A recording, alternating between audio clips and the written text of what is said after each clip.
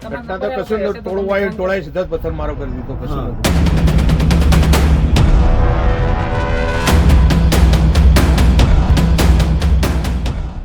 નમસ્કાર, આપની સાથે હું આકાંક્ષા. તમે જોઈ રહ્યા છો ઓવર રાજકોટ.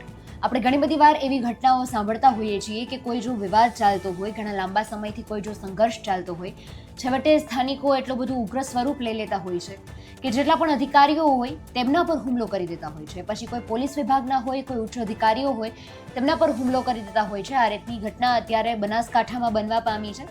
ઘટનાની આપણે વિગતે ચર્ચા કરીએ તો બનાસકાંઠા જિલ્લાના દાંતા તાલુકાના પાડલિયા ગામમાં વન વિભાગની જમીનનો લાંબા સમયથી વિવાદ ચાલી રહ્યો હતો. ઘણા લાંબા સમયથી સ્થાનિકો વચ્ચેનો આ જે સંઘર્ષ છે, સ્થાનિકો અને પોલીસ વિભાગ વચ્ચેનો આ જે સંઘર્ષ છે એ ચાલી રહ્યો હતો. તેનું જ પરિણામ સામે આવ્યું છે. સ્થાનિકોમાં ખૂબ વધારે આક્રમકતા જોવા મળી હતી. પરિસ્થિતિ અત્યંત તંગ બની ગઈ હતી અને પોલીસ વિભાગની સંયુક્ત ટીમ, વન વિભાગ અને પોલીસ વિભાગની જે આખી ટીમ ત્યાં આવી હતી તેના પર સ્થાનિકોએ ઉશ્કેરાઈને ભીષણ પથ્થરમારો કરી દીધો હતો. તીર કામઠાથી હુમલો કરી દીધો હતો. ફોરેસ્ટ વિભાગના પોલીસના કુલ 47 જેટલા કર્મચારીઓ છે એ અને અધિકારીઓ છે ગંભીર રીતે ઘાયલ થયા છે.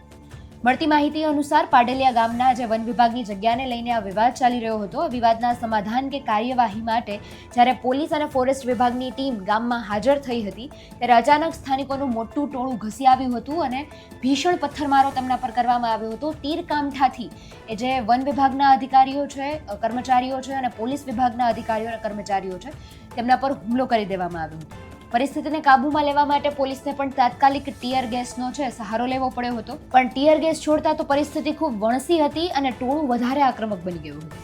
આ ઘટનામાં ઘાયલ થયેલા ફોરેસ્ટ વિભાગ અને પોલીસ વિભાગના તમામ 47 જેટલા ઈજાગ્રસ્તને તાત્કાલિક સારવાર માટે અંબાજી સરકારી હોસ્પિટલ ખાતે ખસેડવામાં આવ્યા છે. સૌથી ગંભીર ઈજા Ambaji police inspector PI RB ગોહિલને થઈ છે. એમની પરિસ્થિતિ ખૂબ વધારે નાજુક છે. ઉશ્કેરાયેલા ટોળાએ વાહનોના જે પોલીસના વાહનો હતા એને પણ સળગાવી દીધા છે. ત્યાં સુધી જે ટોળું છે એટલું બધું આક્રમક બની ગયું હતું અને આ રીતની આખી ઘટના છે એ બનવા પામી હતી. ખાસ પાડલિયા ગામમાં મોટી સંખ્યામાં અત્યારે પોલીસ ફોર્સ છે તે તૈનાત કરવામાં આવ્યો છે પરિસ્થિતિને કાબૂમાં લેવા માટે. અને આ જે છે એ પરિસ્થિતિ હવે ના વધારે આક્રમક બને અને આવી રીતે અધિકારીઓ ઉપર પાછો હુમલો કરવામાં ન આવે તેથી ત્યાં અત્યારે પોલીસ બંદોબસ્ત પણ ગોઠવવામાં આવ્યો છે. આવનારા સમયમાં ખબર પડશે કે આ કેસ નવો શું વળાંક લેશે. સમગ્ર મુદ્દાને આપ કઈ રીતે જુઓ છો કમેન્ટમાં જણાવજો. ફરી મળીશું. અમને રજા આપશો. નમસ્કાર.